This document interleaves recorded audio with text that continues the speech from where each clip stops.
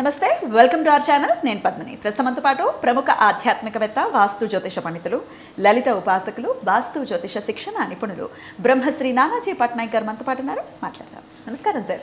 శ్రీమాత్రే నమః. సార్, ఏ రాశుల వాళ్ళు వాళ్ళ రాశిని బట్టి లేదా వాళ్ళ లగ్నాన్ని బట్టి ఏ క్షేత్రాన్ని దర్శించాలి అనేది చాలా అద్భుతంగా తెలియజేస్తున్నారు. వృశ్చిక రాశి, ఈ వృశ్చిక రాశి వాళ్ళు చాలామంది కమెంట్స్లో పెడుతూ ఉంటారు, సార్ మా జీవితమే ఇంత, మాకు అన్ని కష్టాలన్నీ మావే అని ఎక్కువగా పెట్టేది వృశ్చిక రాశి వాళ్ళు. ఎందువలన అనేది కూడా చెప్పండి సార్. అలాగే ఇటువంటి పరిస్థితులు మారాలి, వృశ్చిక రాశి వాళ్ళు చాలా సంతోషంగా ఉండాలి, మరి వీళ్ళు ఏ క్షేత్రాన్ని దర్శించాలి?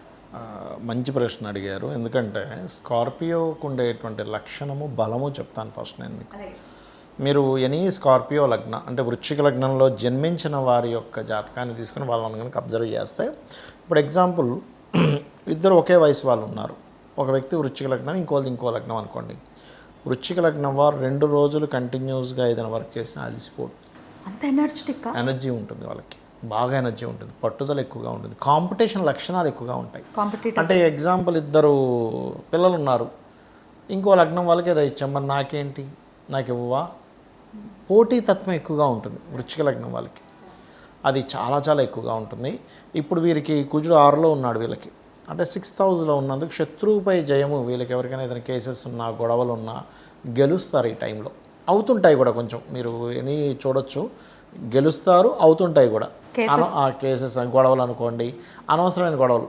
నిత్య జీవితంలో ఏదో గొడవ వస్తూ ఉంటుంది ఈ టైంలో, కానీ ఆ గొడవ వీళ్ళకి మంచికే అవుతుంది కూడా. ఇది కూడా మీరు చూడొచ్చు కాదు. 6th lord is in 6th house. కుజుడు 6వ స్థానంలో ఉన్నాడు, లగ్నాధిపతి. 6వ అధిపతి 6లో ఉంటే ఖచ్చితంగా సక్సెస్ని ఇచ్చి తీరుతాడు, ఇంకా అందులో డౌట్ లేదు. అయితే వీళ్ళకి ఉపాసనా దేవత ఎవరు అంటే దత్తాత్రేయుడు లేదా దక్షిణామూర్తి. ఇప్పుడు ప్రస్తుతం పంచమంలో శని ఉన్నాడు కాబట్టి దత్తాత్రేయుడితో సహా మీరు శివుణ్ణి కూడా ఆరాధిస్తే మంచిది ఉపాసనా విషయంలో. మరి ఏ క్షేత్రాలకు వెళ్తే మంచిది? రాజరాజేశ్వరి అమ్మవారి యొక్క క్షేత్రాలు, కృష్ణుడి క్షేత్రాలు ఉంటాయి కొన్ని, కృష్ణుడికి సంబంధించిన మనకి హరే రమ, ద్వారక వెళ్ళడం, ఇవి చేస్తే ఉడిపి, ద్వారక ఇవి వెళ్ళొచ్చు. లేదా అమ్మవారి క్షేత్రాలు. ఇంకా బెస్ట్ ఏంటంటే నది దగ్గరగా ఉండేటువంటి క్షేత్రాలు.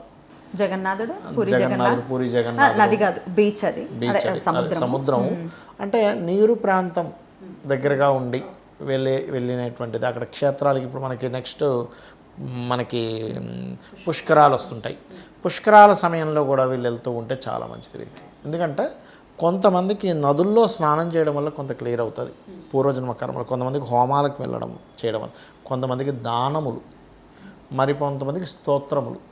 వీళ్ళకి నదులు దగ్గరగా ఉండేటువంటివి ఏవైతే క్షేత్రాలు ఉంటాయో, పుష్కరాలు ఎప్పుడైతే వస్తుంటాయో, అందులో ముఖ్యంగా కర్కాటక రాశిలో గురు ప్రవేశం, పుష్కరం వీళ్ళకి చాలా మంచిది, 9వ స్థానం కదా.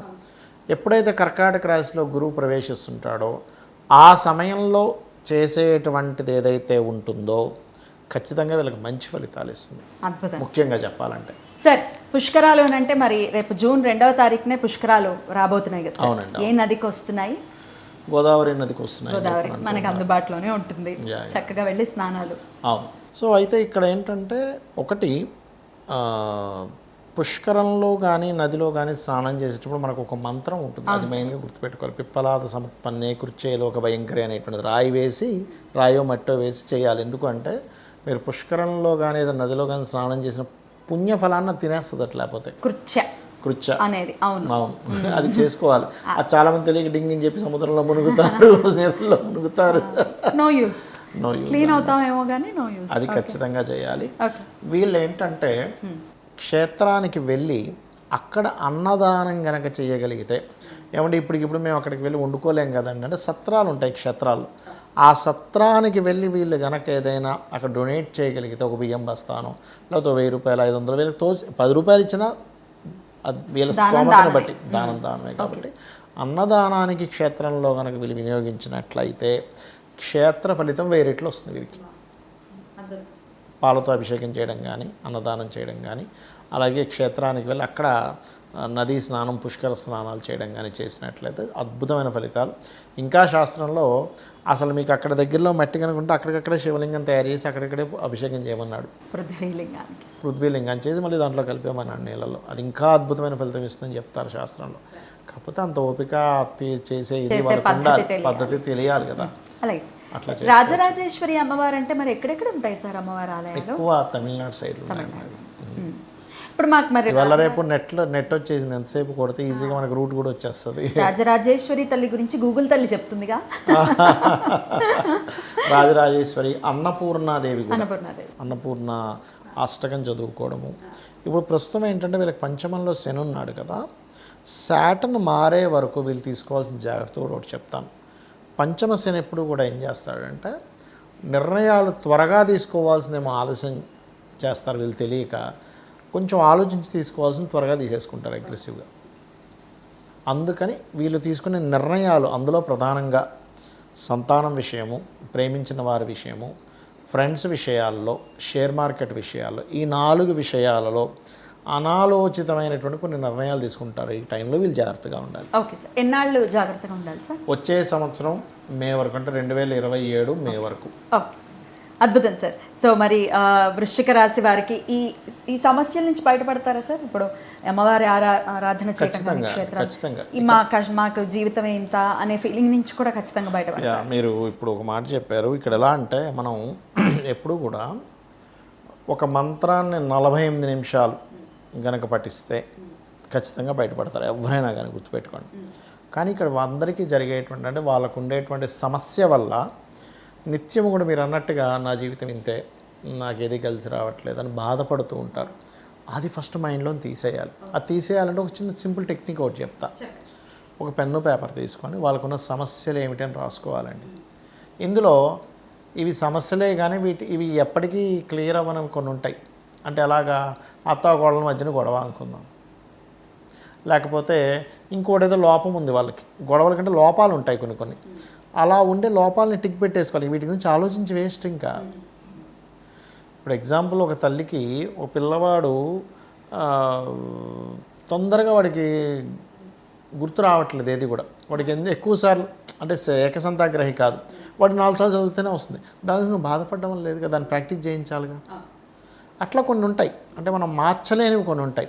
ఆ మార్చలేనటువంటి విషయాల గురించి మనం బాధపడ్డ అనవసరం. అంటే కొంతమంది ముక్కు పెద్దగా ఉంటుంది, ఏం లాభం, సర్జరీ చేసుకోవాలి. లేకపోతే కొంతమంది మీడియం హైట్ ఉంటారు, పెద్ద హైట్ ఉంటారు. హైట్ ఉన్న వాళ్ళని చూసి నువ్వు బాధపడుతూ ఉంటానంటే ఎట్లా? మార్చలేను అంటున్నాను నేను ఇవన్నీ. హై హీల్స్ చేసుకో. అంటే నేను అనేది ఏంటంటే కొంతమంది తెలియక మార్చలేని విషయాలను కూడా తలుచుకొని బాధపడే వాళ్ళు ఉన్నారు.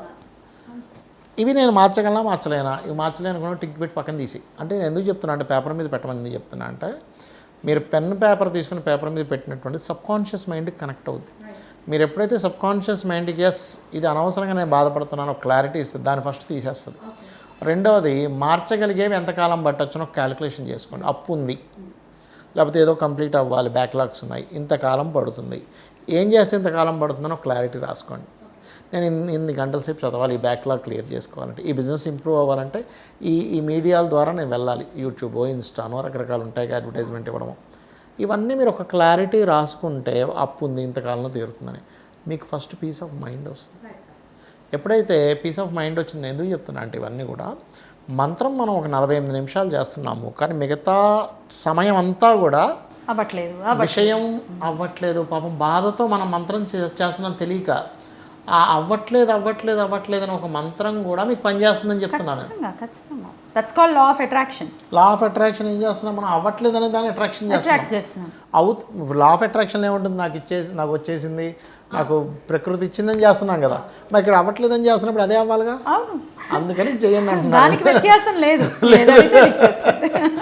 అయితే ఈ విషయం ఎందుకు తీసుకొచ్చానంటే, క్షేత్రంలో మీరు కనుక ఏదైనా మంత్రం చేస్తే 1000 రెట్లు ఫలితం ఉంటుంది. కాబట్టి దత్త మంత్రాన్నో, నమశివాయ మంత్రాన్నో అమ్మవారి ఆలయంలో చేయండి వెళ్ళి. అద్భుతం, చాలా అద్భుతంగా వివరిస్తున్నారు సార్. ప్రాక్టికల్గా ఎలా ఉండాలి, ఎటువంటి థాట్ ప్రాసెస్ని డెవలప్ చేసుకోవాలి అనేది బ్యూటిఫుల్గా మీరు ఎప్పుడు అలాగే చెప్తారు, ఇప్పుడు మళ్ళీ చెప్తారు. కృతజ్ఞతలు సార్. నెక్స్ట్ వీడియోలో ధనుసు రాశి గురించి తెలుసుకుందాం. Thank you sir. నమస్తే. శ్రీమాత్రే నమః.